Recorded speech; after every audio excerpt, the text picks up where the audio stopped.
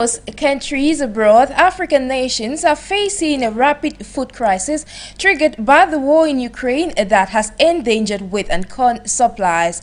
The crisis, coupled with climate change, has pushed a quarter of Africans towards hunger, according to reports. Dominic Stewart, head of global operations, says the causes are conflict, drought, and a lack of fuel. Recently, a UN chartered ship loaded with Ukrainian wheat destined for millions at war, risks of starvation in the Horn of Africa arrived in Djibouti. The wheat, worth about 23,000 tons, is enough to feed 1.53 million people for a month, stated the director of the World Food Programme for East Africa, Michael Dunford. Now, the equation remains: will this shipment and orders coming to Ukraine, which is at war, be sufficient to alleviate the food crisis plaguing the African continent? Find out in today's edition of Voice It. Stay with us.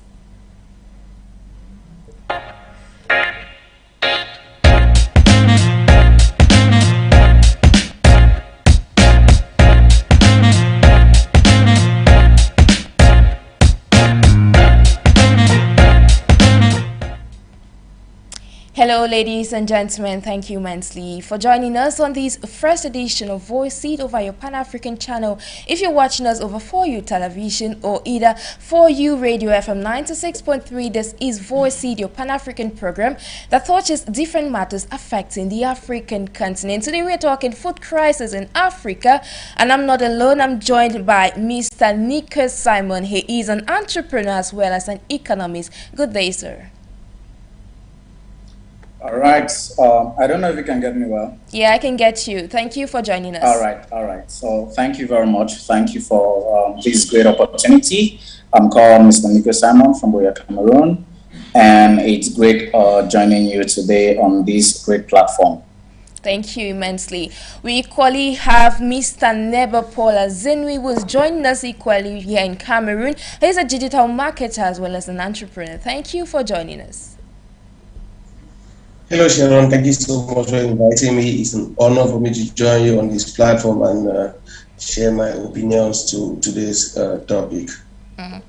Ladies and gentlemen, in the course of this program, we shall be equally having an excerpt from the African Climate Week, set, of course, by Dr. Richard Munang, who is the director or deputy director of the United Nations Environment Program for the African continent. Ladies and gentlemen, before we get to the table and discussing today's topic of discussion, have a listen to this report. Ladies and gentlemen, in just a few seconds, we will be having this report that tackles food crisis on the African continent, given that, of course, a UN chartered ship has, of course, arrived from Ukraine in Djibouti, where it's supposed to feed or satisfy some 1.53 million people that are at risk of starvation in Africa. Take a listen to this report.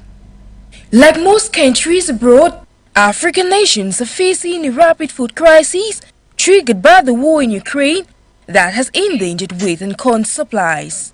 This crisis, coupled with climate change, has pushed about a quarter of Africans towards hunger, according to reports. Some time ago, the international community of the Red Cross warned that an estimated 346 million people in Africa, which is a quarter of the population, was facing a food security crisis from the price hikes plaguing the continent. The causes, according to Dominic Stewart, head of global operations, are conflict and drought. The acute food crisis in most African countries has before now emanated from ongoing armed conflicts.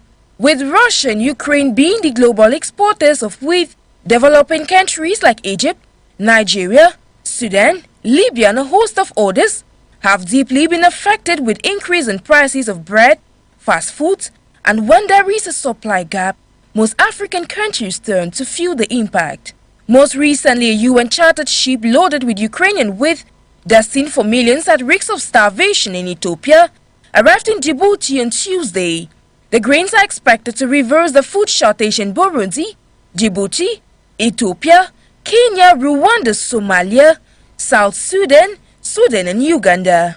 In line with what Ivorian President Alassane Ouattara said via his representative, Patrice Achille, At the Tokyo International Conference on African Development, Africans given our endowments could take this global crisis to an advantage in a bid to foster growth and development on the continent. Having listened to the report, I'm going to start with you, Mr. Nicolas Simon. What is your evaluation of these global food crisis that is affecting Africa at the moment? All right. Firstly, I'm going to say that, the problem with Africa is that we still have the mindset of dependency. African leaders or Africa as a whole, we still have that mindset of dependency. We want to still depend on European countries for our own development. We want to depend on other countries for our own continent to be developed. And that is what is actually bringing a very big problem. Now, they usually say that when you want to kill a tree, you don't start by the roots, the leaves. You go to the roots. So the problem of Africa is that they try to solve a problem, or they try to treat Africa when it is sick or when there is a problem. But now, if they actually try to actually solve these issues, or they try to develop Africa, it's going to reduce some kind of things like this food crisis we are facing. And the war, which is actually between Ukraine and Russia, has actually made the import and export of food to reduce in Africa. And by so doing, the rate of food prices is gradually increasing to another level. And now, the question is, if African countries were not dependent on these countries like Ukraine and Russia, all these issues that we are facing right now would have not been the case. But now, since we are dependent, or we depend so much on these countries, it now affects us so badly, such that because there is a problem that does not even concern Africa, there's a problem that concerns two other countries, it affects Africa so badly. But what if the African leaders, what if the African politicians, those who are up there, they actually had the mindset of leaders? I mean, when I talk about leaders, I'm not talking about politicians only. I'm talking about those who are vision bearers, those who believe in the future of Africa, those who do not see the future of Africa with their eyes, those who see the future of Africa with a vision that they can actually invest in Africa. They can actually invest in agriculture. Now, it is so sad to know that Africa actually has over 60% of unused lands. I mean, over 60%. But now, shockingly, all these spaces are not being used.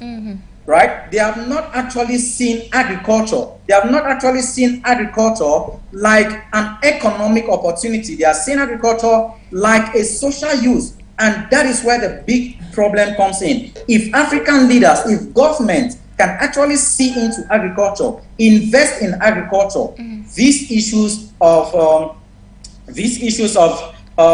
food, increase of food prices and everything would have not been the case. But hundreds of millions of Africans are actually into poverty right now. They are in misery. They spend days without even eating because of bad governing, because of the fact that African leaders, African governments, African countries have not actually seen agriculture like an economic opportunity. They are seeing it like a social use.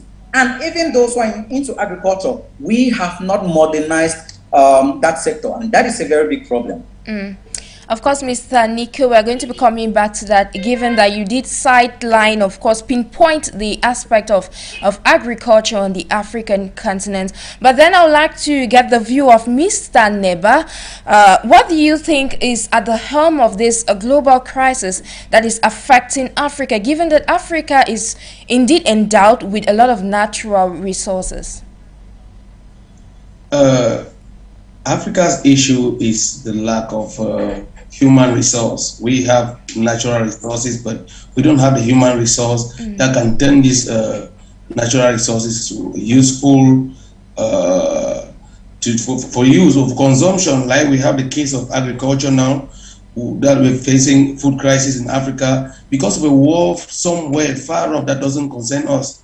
You know, this is just to expose us, and it's a shame. Sincerely, it's a shame to us that there's a war that is happening somewhere, and we are dying here without bullets. Bullets pointed at us. It exposes us. Like they would say, when the wind is passing, you have to see the fowls end us. It's just showing how dependent we are, as my brother rightly cited, which is a call, it's an urge for us to get up and till our own soil, you know, mechanize our own soil, do some industrial agriculture in order to be able to feed ourselves. Several African countries are talking about emergence. They have given visions, 35 years, 60 years of emergence and stuff like that. There's no way you can emerge when your neighbor is feeding you. That's somebody that is fighting somewhere, or two people fighting somewhere, who are not even our neighbors. They are not close to us, and we are lamenting, we are sweating. It's really an issue.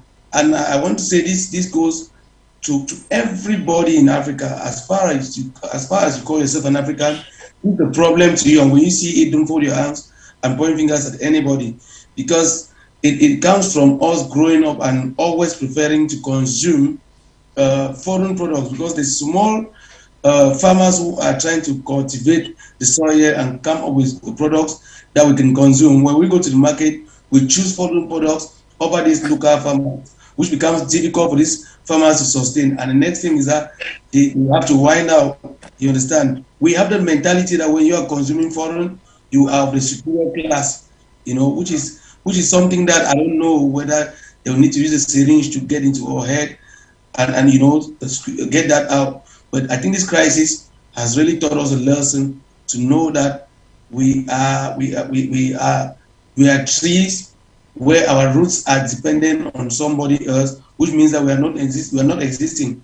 Because the moment the roots are shaking, we see ourselves drying off or falling off because we are not rooted. So this is the time for Africans to get to work. I mean, some time ago, the president of Cameroun urged young people to get to the farm.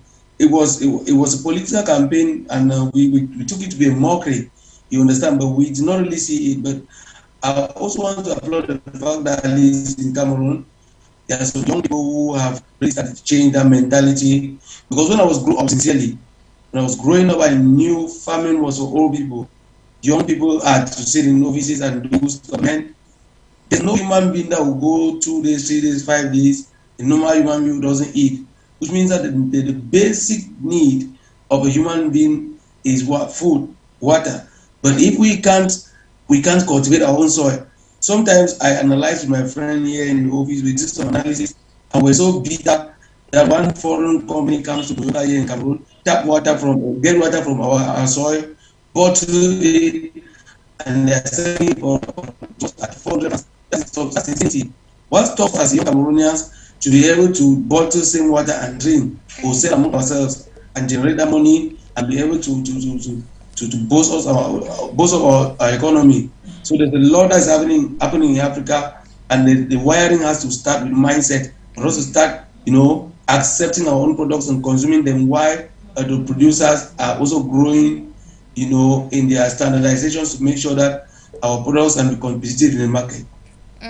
Exactly. It has to start with us promoting ourselves, promoting what we do before we can, of course, promote those out of the continent. Back to what you earlier mentioned, Mr. Nico, on the agricultural sector. I remember some time ago, Dr. Adesina of the Africa Development Bank said, for Africa to be able to get out of this global food crisis, we'll have to boost our agricultural sector. So now I'd like to ask you, you've cited a list of things that you think Africans can do, and haven't listened to what Mr. Neba said.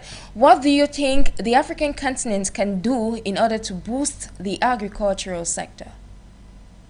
All right. Now, firstly, the first thing that needs to be done is that Africa actually needs to modernize the agricultural sector. The agricultural sector is so underlooked upon. I mean, they don't really take it seriously. And this aspect is not actually modernized. It is shocking to know that Africa actually imports over $35 billion of food every year.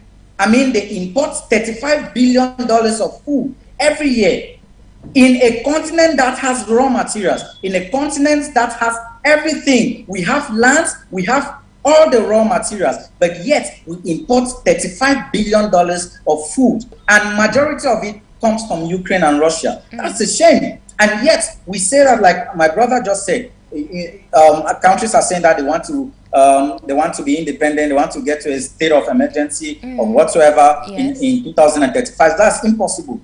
Impossible. You can never become that. We can never get to that level if we are dependent on other countries. So the first thing that African leaders need to do is that they need to invest in the agricultural sector. They need to modernize the agricultural sector. They need to invest in the knowledge of Africans.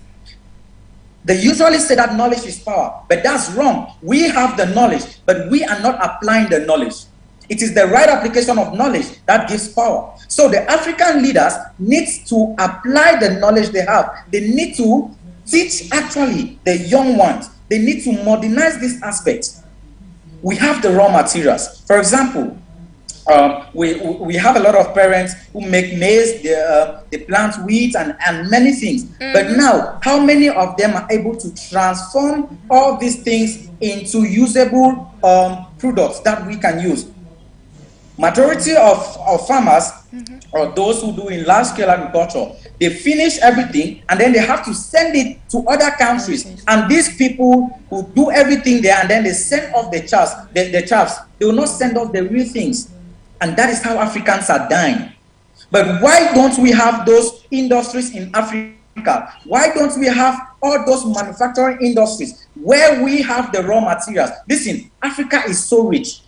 Africa is super rich, but the problem is that we are so, I don't know if I can call it stupid, because we have everything, we take it and give to other people, we tell them to transform it and give it back to us, whereas we have the land where we can build those factories. We have knowledge where we can build those factories. We have the people that can work in those factories, but Africans are there, they are jobless. They don't have food to eat. They have the knowledge.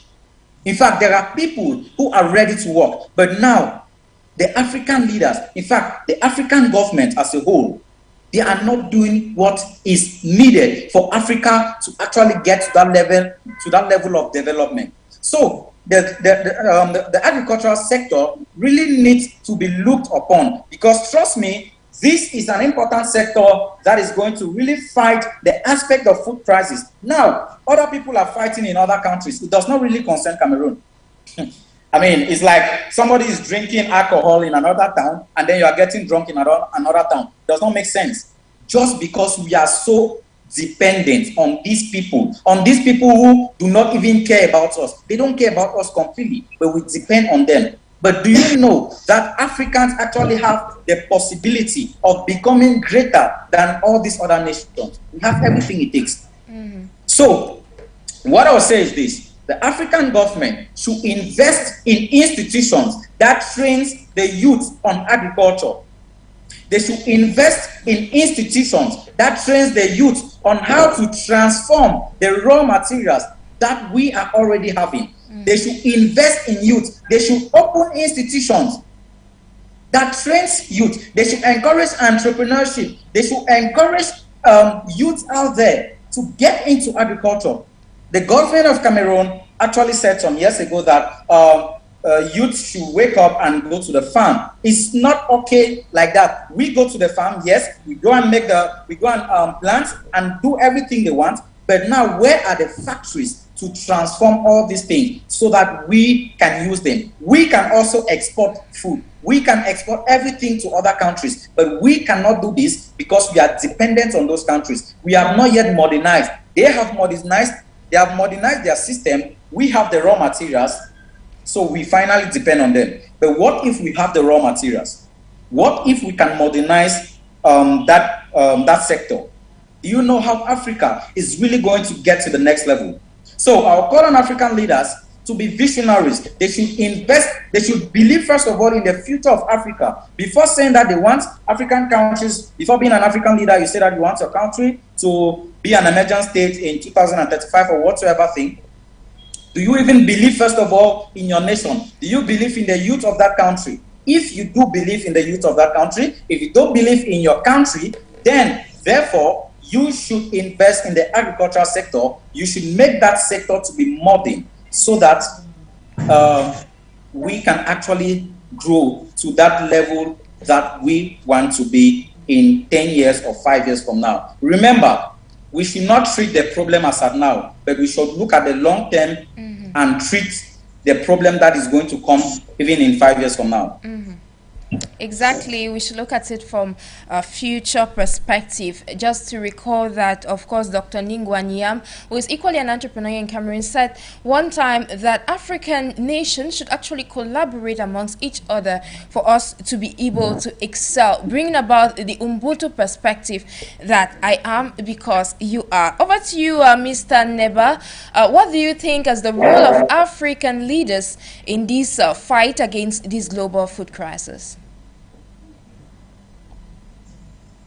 Well, it's not unfortunate that African leaders have always been passive, and not for me to disappoint myself, I don't always like to count on them, because I've grown up seeing these guys being there with a lot of things and not manifesting them, which has really made me to keep them aside. But mind you, when we talk about agriculture and feeding a whole nation, feeding a whole continent, we are not looking at some peasant farming.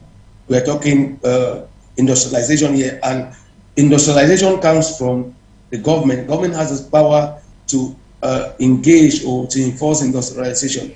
That can either take place by them either investing in the industrialization or making policies that can permit the private sector to get into industrialization.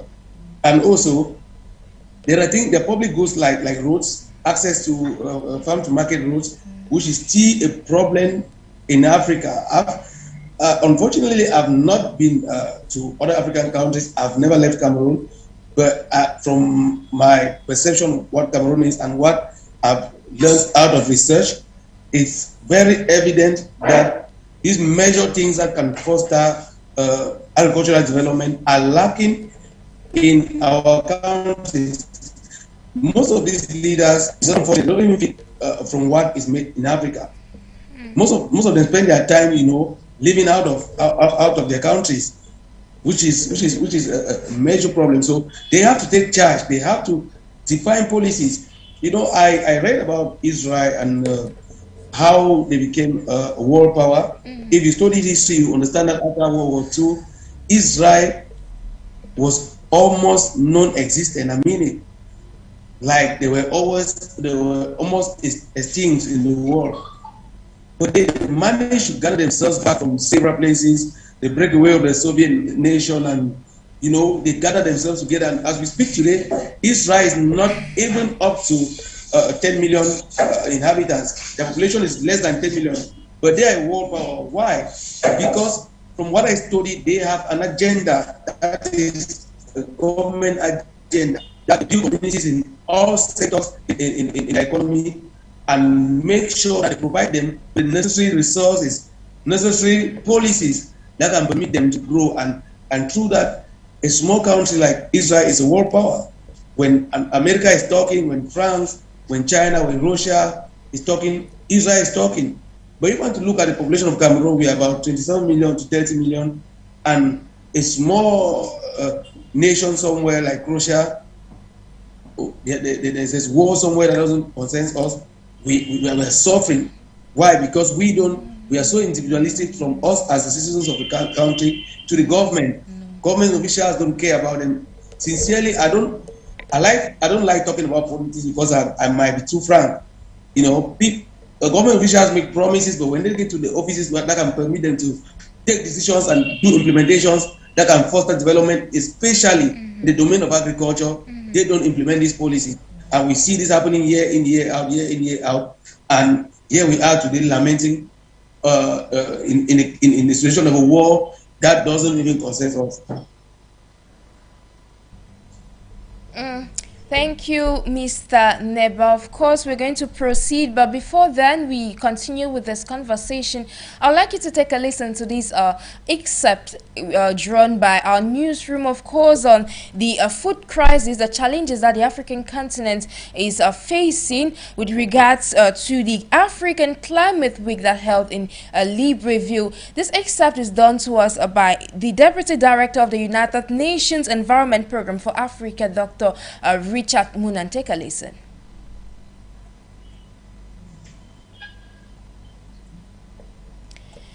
Ladies and gentlemen, I would like you to listen to this excerpt, of course, compared to us by a newsroom regarding the African Climate Week. It's done to us by the Deputy Director of the United Nations Environment Program for Africa, Mr. Richard Munan. Your Excellency, Professor Lee White, Excellency Minister Tobiko, Excellency Commissioner Sacko, the UN Resident Coordinator and sister UN agencies, all protocols observed. Having a good discussion is like having riches. Our 5 days here in Libreville, a beautiful city, have actually enriched our minds, as we've already heard. We extend our heartfelt appreciation to the government of Gabon for being a hospitable, for being an exemplary host of this year's Africa Climate Week. Gabon have paved the pathway, showcasing to the world that we can actually do it, being the most carbon positive country in the world, thanks to your remarkable effort to protect your forests and restructure your economic growth to reprioritize low carbon pathways. This conference, as you've already heard, brought together state and non-state actors whose actions and decisions and investments are critical to addressing social inequalities, advancing climate action, safeguarding people's lives and ecosystems. As the United Nations Environment Program, we were opportune to participate in series of dialogues and heart-enriching discussions, from nature-based solutions to safeguarding sustainable cities, and the enablers were discussed, to critical methane action, which is a timely area that needs to be looked into, to enhancing action on global tech, to dialogues on critical finance area where Africa have to bridge the gap. But one thing that came out very clearly, Excellency, was that we need a whole of society approach. And we must tap into the biggest constituency of the entire African continent, her youth, because these are Africa's powerhouse, and we must tap into the ingenuity. Excellencies, distinguished colleagues, ladies and gentlemen, this edition of the Africa Climate Week came at an opportune moment as we head to COP27, which has been christened the African COP, knowing fully well that rain does not fall on one roof alone. The successes of Libreville will reverberate across the entire world and pave the way and provide a springboard for Africa to be able to seize opportunities. Because we understand and know, as Chinua Achebe said, when we gather in the moonlight, we do not do so because we cannot see the moon or the sun outside. We do so because it is the right thing to do. These 5 days in Libreville, sons and daughters of the African continent and of the entire global community came together because it is the right thing to do. These 5 days show the unity of purpose, but unity of purpose because it, in our conscience, when we see mothers burying their kids before they reach the age of 5 because they don't have nutritious food. Yes, unity of purpose to ensure that the runaway climate change and pollution that kills over 700 Africans each and every year should actually be stopped. Unity of purpose to ensure that the disenfranchised youth who get into the labor market each and every year without finding jobs, we can actually be able to reverse this. And we have done that through this African proverb that when spiders unite, they can tie down a lion. Thank you.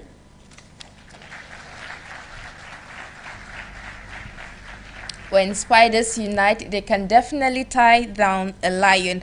Of course, gentlemen, haven't listened to this except done to us by Dr. Richard Munang. He did say that we must include the youth when it comes to this fight against the climate change, fight against the crisis that the African continent is facing. What is your take on this? I'm directing this question to you, Mr. Nico Simon.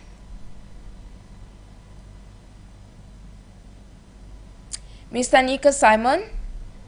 Yes. Okay, so I was saying that having listened to Dr. Richard Munang on how his own way of how we can tackle the crisis that the African continent is facing, he did say we must include the youth, and this brings us back to what you earlier said, that the youth have a great role to play. So are you in line with what he actually said? Yes, I am actually in line with what he said. I was actually coming to that point, because there is one thing we cannot just keep blaming maybe the government. We cannot just keep blaming our economy or whatsoever thing. You know, they say that be the change you want to see. So everything should also start from us, the youth. So all the youth out there, they can actually take upon themselves to get into the field of agriculture. If the government refuses to provide the support, if the government refuses to provide institutions that can help train persons out there in the field of agriculture or whatsoever, we can take decisions upon ourselves. We can unite even among ourselves to actually get into this aspect or into this field of agriculture in a professional way. So we cannot only keep depending on the government. I've seen a lot of youth out there, like Mr. Paul Azini just said, I've seen a lot of youth out there who are gradually getting into agriculture. They are not even waiting on the government. They are not waiting for any employment. They are not waiting for anybody, but yet they are taking actions and getting into the field of agriculture, and they are changing lives, and they are independent. They don't need to depend on the government again. So the youth out there should stop also complaining just about the government. The government can never satisfy everybody. That's just the simple truth. Let's be frank with everybody. Let's be frank to each other. The government can never satisfy everybody. But now, what happens if you are not among those whom the government can satisfy? You have to take action to change your own life by getting into the field. Nowadays, we have Google, we have YouTube, we have books, we have ebooks, we have a lot of things, resources, even online on the internet. When I wanted to start, for example, my agricultural business, I didn't go to any school that has to do with agriculture. No, what I did was that I simply went online, I went on Google, I typed some keywords on agriculture, I did a lot of research for over 6 months, and I decided to now get into agriculture. I did not go to any school. But now, what if the youth can have that kind of mindset? What if the youth can have that kind of mindset whereby they can decide to get into the field? When you start it, even God himself is going to see your effort. And trust me, there is no way we are not going to get to that level which we want to become. There is no way we are not going to get to the level of other developed countries, which we always admire. Because if we admire these countries, if we want to become like these countries, then it starts from us. It starts from us, the youth. We usually say that we are the leaders of tomorrow. How can we be the leaders of tomorrow if we are not doing things that can make us become leaders tomorrow? We prepare tomorrow from now. So the youth have to take action. They need to rise up. They need to wake up from that sleep. They need to wake up from laziness. You need to wake up from that bed that you are that makes you lazy. That you need to get rid of that dependency mentality and start taking action. You have an Android phone. You have internet connection. You can actually learn a lot from the online space, and you get into any field. Trust me, you can become whatsoever thing you set your mind to become if you decide and you determine yourself to become that thing. So the youth out there who want to actually change their narratives, you can get into agriculture. It is a very, very paying industry. All right, but you will not succeed in it if you just get into the field like a mediocre. Mediocre in the word at large don't make. You can get. Yeah, right on, Mr. Nico. I think we'll be getting back to you shortly. Over to you, Mr. Nebapol. I'd like to ask, having listened to what Mr. Nico Simon did said regarding how the youth can actually engage themselves into the fight against these global food prices, what's your opinion? If you had to give a word to the youth, what would that be? Well, Sharon, I must say I have a personal problem with this saying that youth are leaders tomorrow. I mean, everything being equal, the youthful stage is the most active stage in the life cycle of a human being. And if you are youthful and you are leading tomorrow, I wonder what you're doing with that activeness, that energy of today. I mean, youth are leading today. It is now that you are young, that you have the good mentality, the good physique, the good muscles to be able to do whatever thing you can do and excel very well. So in the line of agriculture, that doesn't differ. That doesn't differ. I think youth should do better in agriculture than older people because they have all it takes. They have all it takes, and fortunately for us young people today, technologies have come in place that we can easily master them and apply them in agriculture more than those our elderly people in the society. So youth are those who are supposed to champion agriculture in whatever thing they are, in whatever milieu they find themselves, in whatever country, especially in Africa. Why? Because they have all it takes. And secondly, I don't always want to look at the government. It doesn't take you the government initiative for you to start a farm. Like most of us who grew up in the farm, I mean, we grew up farming and eating, and our parents could do farming and raise money and send us to school. That doesn't mean that when we graduate, we should forget about what could raise money to send us to school. If they could raise money from farming out of their little knowledge that they have, it means that we who are educated, if we embark on that same activity that could give them money, it's going to give us a lot of money. And it is very possible. We like, you know the initiative I'm engaged in, the project we are working on, how we made it in Africa. It is simple. Young people work together, come together and see how you can generate resources and finance your own agricultural products. It's as easy as that. The issue is that we young people, we don't know how to work together. We don't. It's not unfortunate that the educational system has something to do with this, because in the classroom we have to hide our answers, we have to fight to be first, not to be last. But in real life, we have to work like a team. But now, for somebody like me who spent about 18 years in school, learning how to work alone, and then facing a life where I need the hand of another youth to work, it becomes so difficult for me to integrate. Why? Because I am not wired to work with other people. I'm wired to work alone. But since we have access to knowledge, just like my brother said, we have access to books, we have access to the internet, the biggest university in the world, which is YouTube. We can learn anything that we want to learn in the world. And it's been evident, you can't do anything alone. Even the youth are engaging in agriculture. If they want to go solo, they want to go like individuals, they are not going to achieve anything worldwide. So the underlying factor is that youth should champion agriculture. Youth should put themselves in groups irrespective of their ethnic background.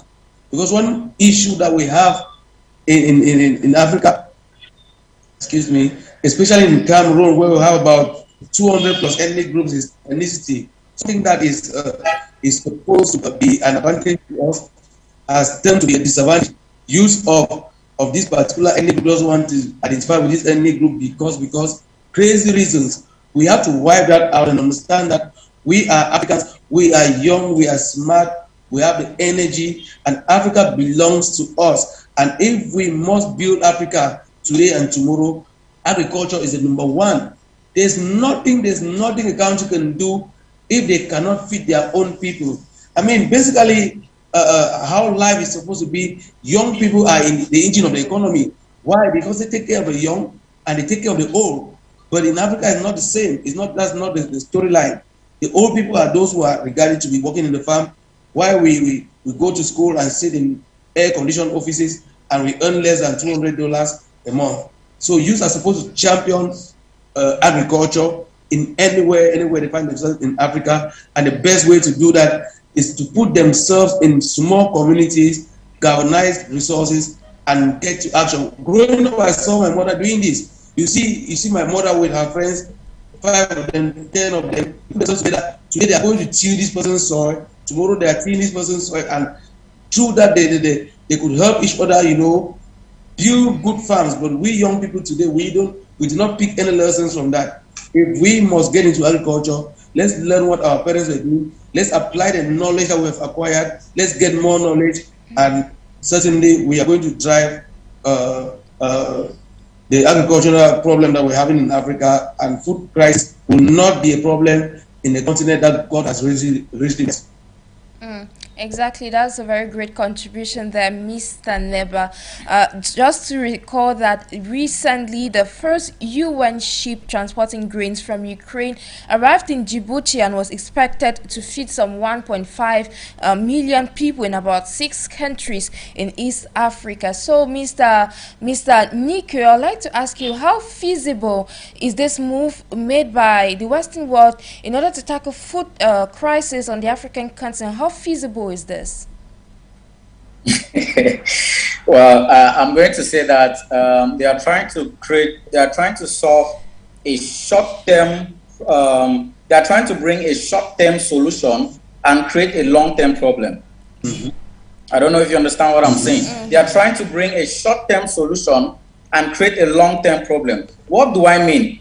I earlier said that we should stop treating Africa only when we have crisis, but instead we should look at it in a structural way. We should solve the issue in a structural way. Yes, it is good to do that, but now, are they going to keep depending on these people, on the international body for food? Are they going to keep depending that way? Definitely no. So what about tomorrow? What about our children who are to come? What about our children's children? How are they going to survive? They are giving them the food today to eat, or maybe the food they are going to survive for the next 1 month. But what about the future? That is the problem. And this is why I said that the leaders are those who see the future, not with their eyes, but with vision. If they are visionaries, if they are vision bearers, these are not the kind of steps they should take. Instead, they should build factories, they should build industries that the people who are in the agricultural sectors in these non-developed countries, they can transform their raw materials for themselves, not bringing food from their own countries and feeding these people. They are making them slaves. They are building the mindset of dependency. That is what they are actually doing.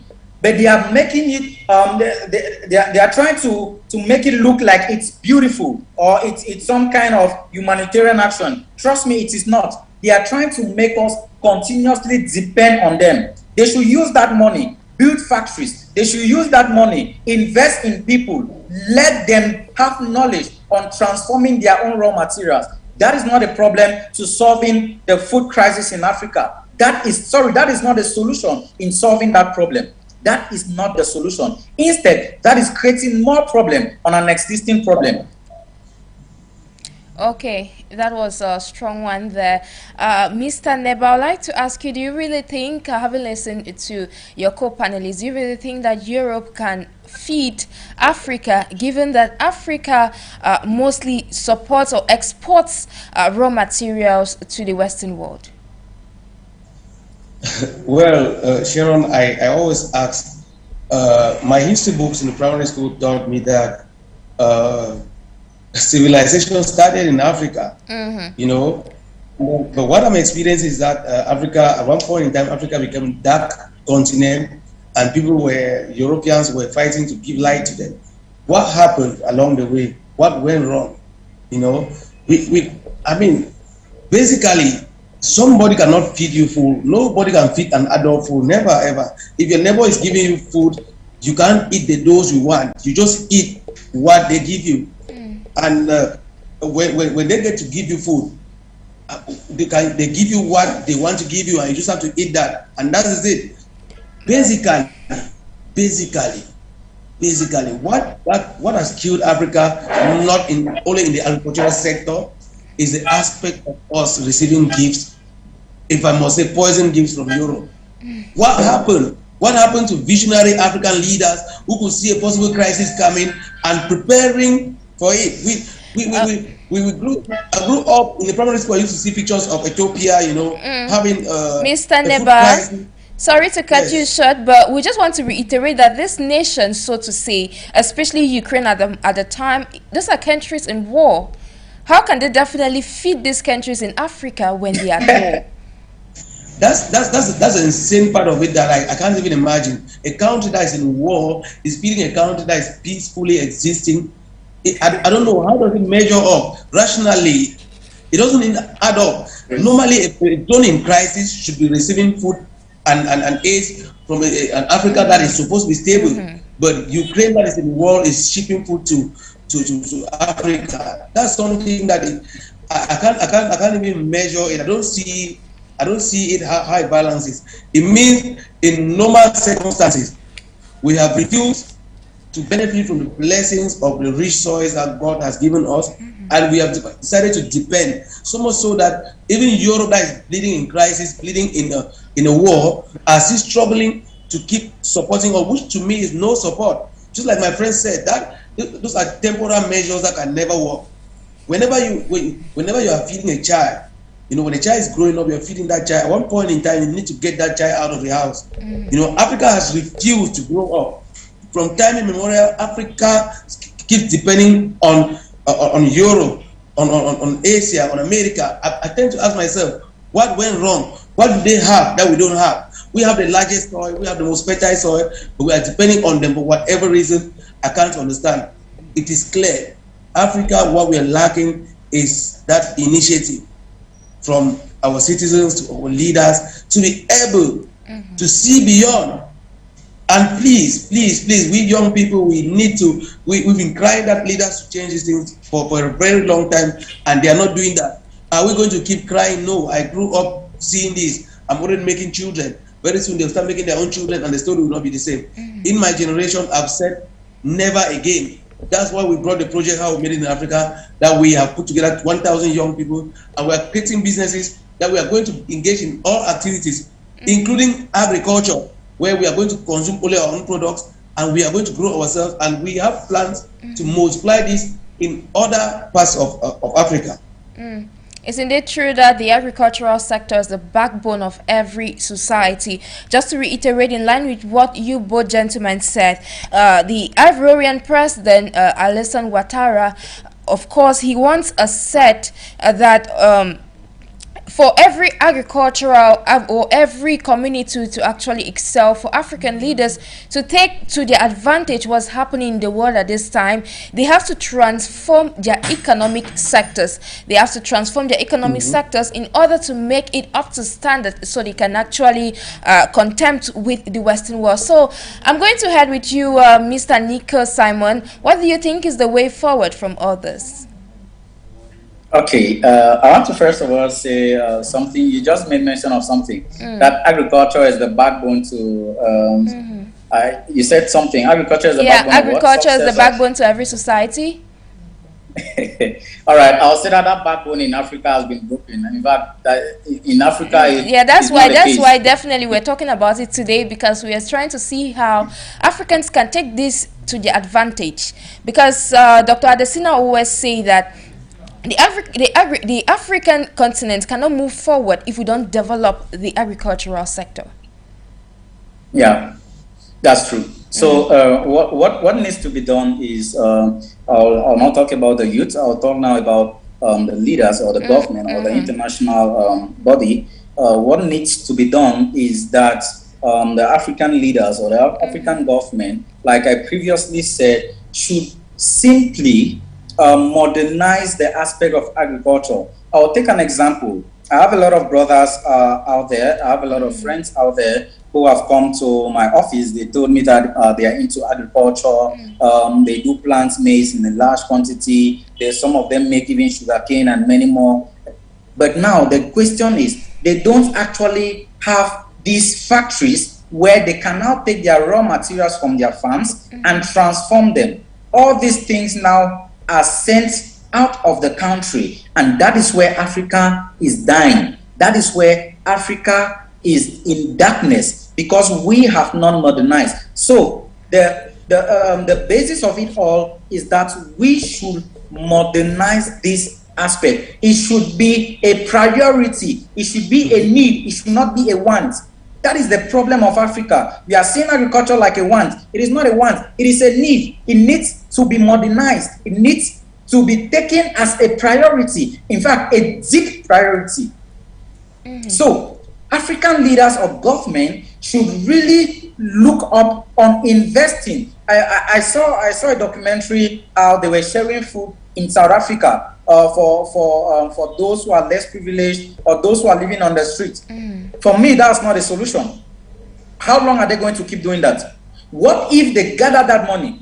Ask yourself, how much do they spend per day to feed, let's say, 1 million people who are living on the streets?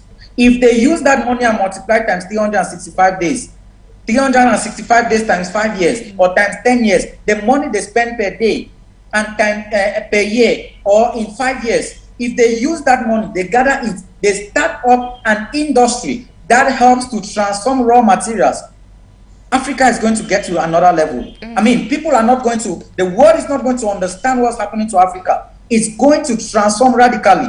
But that is the problem. We are just looking at it at a short-term level. We are not visionaries. The people leading Africa, they are not leaders. They are just politicians. Not all politicians are leaders. I'm sorry to say it, but not all politicians are leaders, because leaders are those who look at the future. But the politicians are just there to sweet talk you or to make you, they'll take food and give you to eat there and there. You finish the food there, a sava, that's all. But that is not the real problem. That is not the real solution of a problem that we have. The real solution is bringing industrialization or making it modern so that Africa can get to the next level. Thank you so much for that one. To wrap up with you, Mr. Neba Paul, what do you think is the way forward? I would still repeat what I've been saying. The way forward is for us young people to take charge. Because as we are going and the way things are going, if we transit the way African youths are going, like these old people actually leave offices and we get to the offices, it's rather unfortunate that we might do worse than what they're doing. So the way forward, what I'm telling Africans is that we have that opportunity that we can put ourselves in small communities and start projects. I believe you inviting me on this platform is because you have noticed the community that we put together here in Cameroon, and we are building a 20 years plan. The government has been planning and not realizing for so long. And truth be told, when you point a finger to somebody else to bring a solution to your problem, you become incapable or you reduce your capacity to be able to solve that problem. Young people in Africa, put yourselves together, learn to work together, get resources, and start small, but with a vision to grow big. And believe me, if we start like this, in the shortest time, we are going to be the greatest continent that we are. These things have happened elsewhere, in Israel, in China. You know, it's not something that we're not reinventing the wheel. It's all about us just copying what has happened in other places, implementing in Africa, and before you know it, we are going to hold our place like #1 in the global scene. Thank you immensely, Mr. Neba. I want to say a great thank